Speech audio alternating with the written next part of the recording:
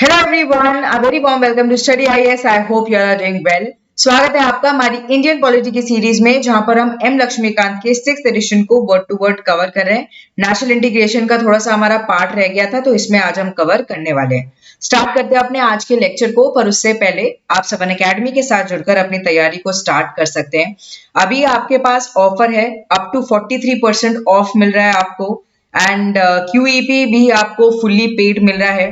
₹2000 में प्रति माह में आप कहीं ना कहीं यूपीएससी की तैयारी कर सकते हैं, आईएएस की तैयारी कर सकते हैं। 25% सब्सक्रिप्शन मिल रहा है ऑफ, सब्सक्रिप्शन पर ऑफ मिल रहा है आपको। प्राइजेस ड्रॉप हो गए हैं, यहाँ पर आप कंसिडर कर सकते हैं। एंड जो प्राइजेस हैं वो अभी के लिए आपको बेनिफिशियल लग रहे होंगे, तो जरूर अभी कंसिडर कर लीजिए। उसके बाद ये ऊपर नीचे हो सकते हैं, तो अभी आपको बेनिफिट मिल सकता है। आरएम बैच जो है वो 30 मार्च से स्टार्ट हो गया, तो आप इसमें एनरोल कर सकते हैं, या आगे जब भी बैच आएगा उसके अंदर आप एनरोल कर सकते हैं। And mission IAS foundation batch भी यहाँ पर अवेलेबल है, स्टार्ट हो गया है। 3 इयर्स का क्यूरेटेड प्रोग्राम है। जो भी लोग अभी अभी ग्रेजुएशन में आए हैं, पर दिमाग में ये चीज है कि नहीं हमें तो यूपीएससी का एग्जाम देना है, तो it is a very good way for you, and आप इसको कंसिडर कर सकते हैं। एंड आप ऑफलाइन अगर बैच ज्वाइन करना चाहते हैं, 3 अप्रैल से क्लासेस स्टार्ट हो रही है, तो आप इसके अंदर भी एनरोल कर सकते हैं। चलो, इससे पिछले अगर हम चैप्टर की बात करें, हमने नेशनल इंटीग्रेशन के रिगार्डिंग देखा था कि क्या क्या हिंड्रेंसेस हमें देखने को मिल रहे हैं। जैसे कि हम बात करते हैं रीजनलिज्म की, कम्युनलिज्म की, ये सब कुछ प्रॉब्लम्स हैं जो कि हमारे देश के अंदर है। कास्ट बेस्ड सिस्टम जो लोग कहीं ना कहीं जिसके अंदर फंसे हुए हैं, these all things create a hindrance. अगर हम नेशनल इंटीग्रेशन की बात करते हैं, वो एक म्यूचुअल फीलिंग होती है ना नेशनलिज्म की, एक म्यूचुअल फीलिंग की नहीं हम सब पहले भारतीय हैं, वो कहीं ना कहीं लैग हो जाती है। अगर लोग अपने आप में अपने आप को सर्वोपरि समझने लगे कि नहीं हमारा तो रिलीजन सबसे ऊपर है, नहीं हमारी तो कास्ट सबसे ऊपर है, नहीं हमें तो देश बाद में, पहले हमें हमारे रीजन के बारे में सोचना है, एंड एक्सेट्रा एक्सेट्रा। अब देखो, इसी के रिगार्डिंग बनाया गया नेशनल इंटीग्रेशन काउंसिल। ये जो नेशनल इंटीग्रेशन काउंसिल है 1961 के अंदर फॉर्म हुई थी, एंड बेसिकली डिसीजन लिया गया था एक नेशनल कॉन्फ्रेंस के अंदर। नेशनल कॉन्फ्रेंस हुई थी यूनिटी इन डाइवर्सिटी के ऊपर, एंड सेंट्रल गवर्नमेंट इसको लेकर आई थी न्यू दिल्ली के अंदर। तो उसके बाद ये फॉर्म हुआ था नेशनल इंटीग्रेशन काउंसिल। इसके अंदर कौन कौन लोग थे? चेयरमैन की अगर हम बात करें तो prime minister was there as the chairman, central home minister, chief minister various states के, फिर 7 लीडर ऑफ पॉलिटिकल पार्टीज, फिर यूजीसी के chairman, 2 educationalist, commissioner of SC and ST, and 7 other person जो कि नॉमिनेट करे जाएं प्राइम मिनिस्टर के द्वारा, वो सब इसके अंदर मेंबर थे। काउंसिल ने डायरेक्ट किया कि हम एग्जामिन करें प्रॉब्लम्स को नेशनल इंटीग्रेशन के रिगार्डिंग की, क्या क्या प्रॉब्लम्स है एंड क्या क्या रिकमेंडेशन, मतलब बेसिकली उन्होंने नेसेसरी रिकमेंडेशंस दी कि ये हम कर सकते हैं जिससे हम इन हिंड्रेंसेस को हटा सकें। Council made various recommendation, but ये जो रिकमेंडेशन है पेपर पर रह गई, ज्यादा इनको माना नहीं गया, या फिर ज्यादा ये इन एफर्ट में कहीं ना कहीं नहीं आई, या फिर इन इफेक्ट में कहीं ना कहीं नहीं आई।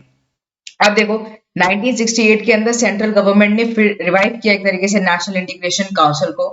सबसे पहला ये जो रिवाइवल हुआ, ये जो चेंज आया, इसके अंदर क्या हुआ, मेंबरशिप को रेस किया गया। पहले 39 मेंबर्स थे, अब 55 मेंबर्स कर दिए गए, 55 मेंबर्स कर दिए गए। एंड रिप्रेजेंटेटिव्स इसमें हर कैटेगरी के लाने की कोशिश करेंगे, कि इंडस्ट्री से हो, बिजनेस से हो, ट्रेड यूनियन से लोग हो।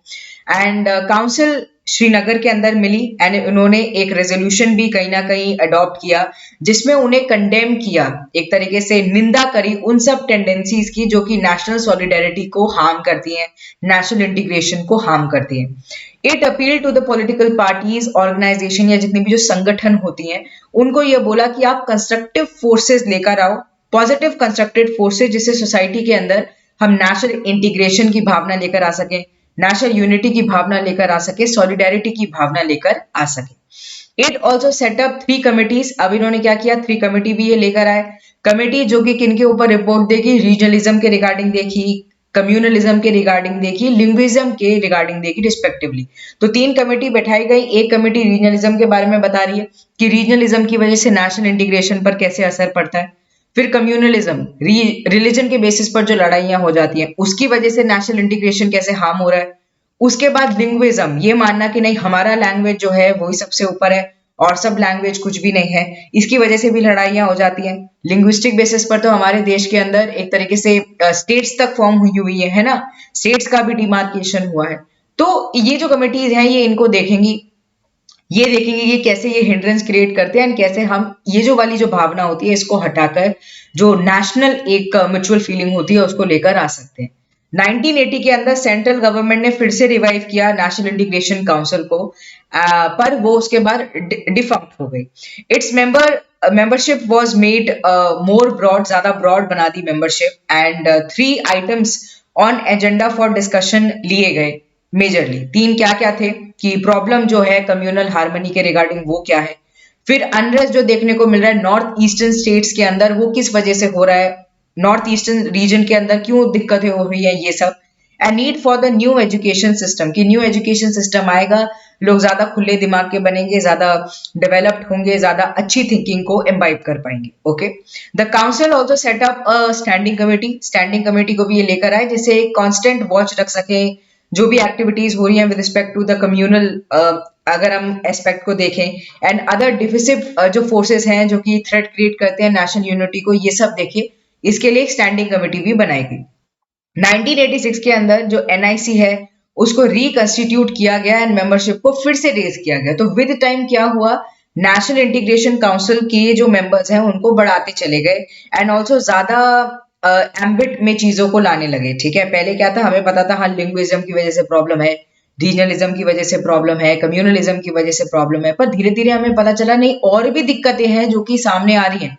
जैसे कि यहाँ पर रिकॉग्नाइज किया गया टेररिज्म को। टेररिज्म उस टाइम पे इन पंजाब को माना गया कि वो एक अटैक है हमारी यूनिटी के ऊपर, हमारी इंटीग्रिटी के ऊपर, एंड हमारे जो सेक्युलर आइडियल्स हैं कि नहीं हम एक पर्टिकुलर रिलीजन को ये नहीं मान रहे कि ये सर्वोपरि है, हम सारे रिलीजन को इक्वली रिस्पेक्ट रखते हैं, इसको कहीं ना कहीं खतरा ये दे रहा है।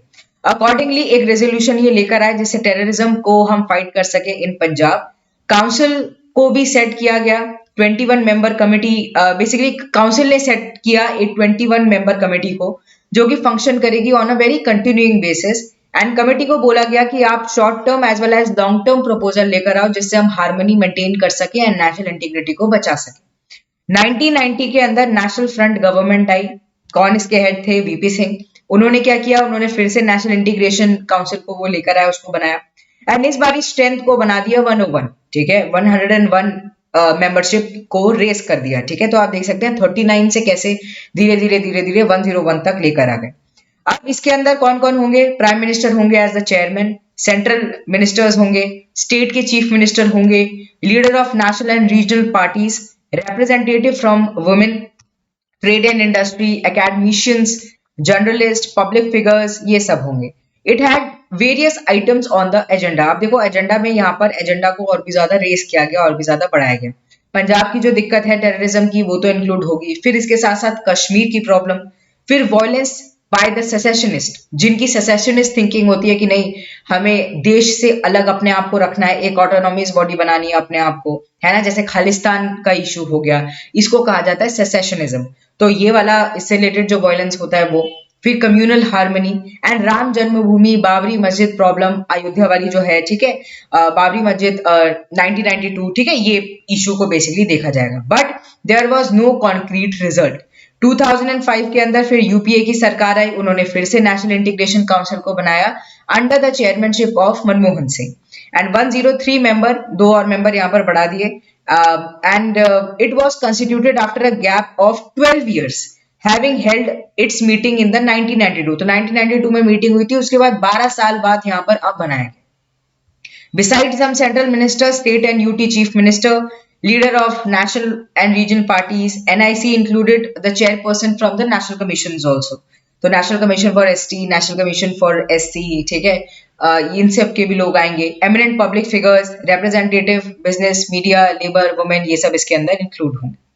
NIC was to function as a forum जो कि कलेक्टिव इनिशिएटिव लेगी एंड नेशनल कंसर्न को देखेगी, रिव्यू करेगी इश्यूज को, प्रॉब्लम्स को एंड रिकमेंडेशंस को उसके रिगार्डिंग देगी कि कैसे हम इस सिचुएशन को बेटर कर सकते हैं। 14th मीटिंग जो एनआईसी की हुई 2008 के अंदर हुई एंड यहाँ पर कम्युनल वायलेंस जो कि बहुत सारे स्टेट्स के अंदर हमें देखने को मिल रही थी, जैसे कि उड़ीसा, कर्नाटका, महाराष्ट्र, जम्मू एंड कश्मीर, असम, ठीक है, इनको कंसिडर किया गया। यहाँ पर ये बोला गया कि प्रमोशन ऑफ एजुकेशन किया जाएगा among the minorities, scheduled caste, scheduled tribe, element contributing to national integration को कंसिडर करेंगे कि कैसे कैसे नेशनल इंटीग्रेशन को हम बढ़ा सकते हैं। फिर रिमूवल हो रीजनल इम्बैलेंसेस का, कास्ट एंड आइडेंटिटी डिवीजन को कंसिडर किया गया, प्रिवेंशन ऑफ एक्सट्रीमिज्म, कहीं भी एक्सट्रीमिज्म नहीं आया हमारे देश के अंदर, फिर कम्युनल हार्मनी को कैसे प्रमोट किया जाए and security among the minorities, फिर equitable development were some of the important items on the agenda of the meeting. तो इन सब एजेंडास को बेसिकली मीटिंग के अंदर देखा गया एंड इसके रिगार्डिंग रिकमेंडेशंस को दिया गया।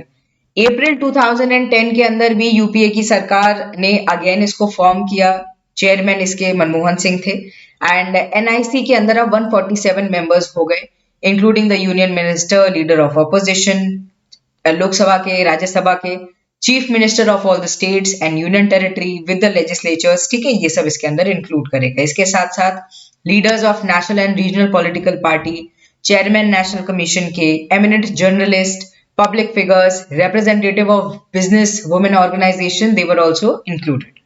अब chiefly aim इनका ये था इस टाइम पर कि कम्युनलिज्म को देखें, कास्टिज्म को भी कंसिडर करें एंड ऑल्सो रीजनलिज्म को कंसिडर करें।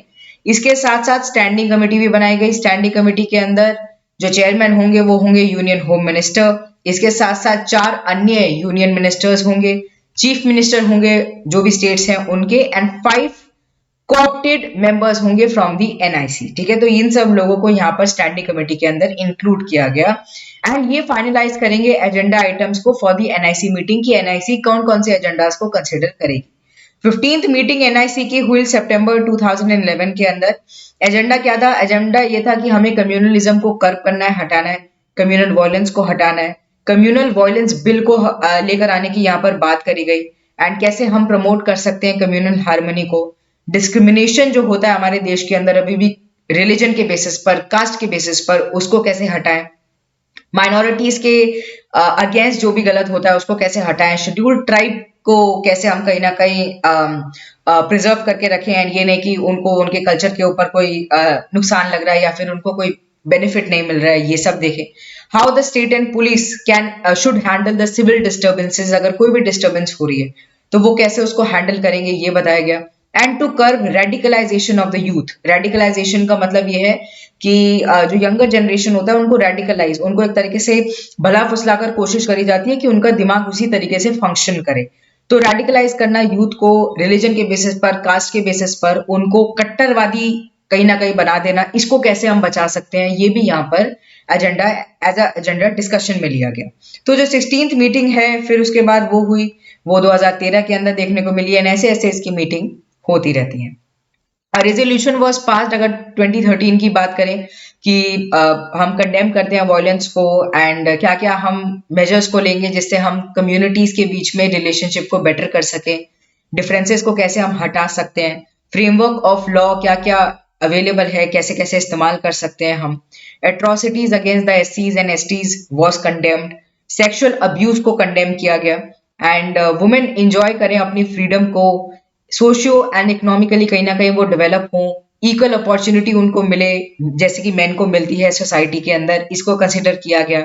सेफगार्ड किया जाए राइट टू मूवमेंट को in the public place at any time of the day और नाइट, ठीक है, ऐसा नहीं कि आप किसी के मूवमेंट को रोक रहे हो, ये यहाँ पर इस चीज को कंसिडर किया गया। अब देखो ये सब मीटिंग्स हैं, यूपीएससी के पॉइंट ऑफ व्यू से आपके लिए बिल्कुल भी इंपॉर्टेंट नहीं है कब कौन सी मीटिंग हुई, बस ये आपको पता होना चाहिए नेशनल इंटीग्रेशन काउंसिल का क्या काम है, क्या एजेंडा है, किन किन बातों को वो डिस्कस करता है, स्टैंडिंग कमेटी के अंदर क्या क्या लोग होते हैं। चलो, national foundation for communal harmony, ये भी फॉर्म किया गया, ये फॉर्म किया गया 1992 के अंदर एंड ये एक क्या है, ऑटोनॉमियस बॉडी है जो कि administrative control of the union home ministry के अंदर आती है। ये किस लिए बनाई गई? जिससे कम्युनल हार्मनी को ये प्रमोट करे, फ्रेटर्निटी को, भाईचारे को ये प्रमोट करे एंड नेशनल इंटीग्रेशन की सब हम लोग एक साथ मिलकर रहें, इसको ये प्रमोट करे। इसका विजन एंड मिशन दोनों ही बड़ा अच्छा है। विजन ये है कि इंडिया को कम्युनल ये जो प्रॉब्लम है इनसे फ्री करे, अदर काइंड ऑफ वायलेंस से फ्री करें, चिल्ड्रन एंड यूथ जो है वो पीस एंड हार्मनी के साथ एक दूसरे के साथ रहें। मिशन की अगर हम बात करें, प्रमोट करना चाहता है कम्युनल हार्मनी को, नेशनल इंटीग्रेशन को प्रमोट करना चाहता है, डाइवर्सिटी हमारे देश के अंदर है उसके साथ साथ यूनिटी भी आए, सोशल एक्शन, अवेयरनेस प्रोग्राम, ये सब हम ले एंड किसी भी काइंड ऑफ वायलेंस को हम नहीं कहीं ना कहीं सपोर्ट करें with respect to the children, women, ठीक है, स्पेशली SC ST माइनॉरिटीज, ये सब ऑल्सो एनकरेज करें इंटरफेथ डायलॉग को for India shared security, peace and prosperity. अब देखो एक्टिविटीज जो कि इन्होंने कंसीडर करी, जो कि इन्होंने ली, वो क्या क्या है।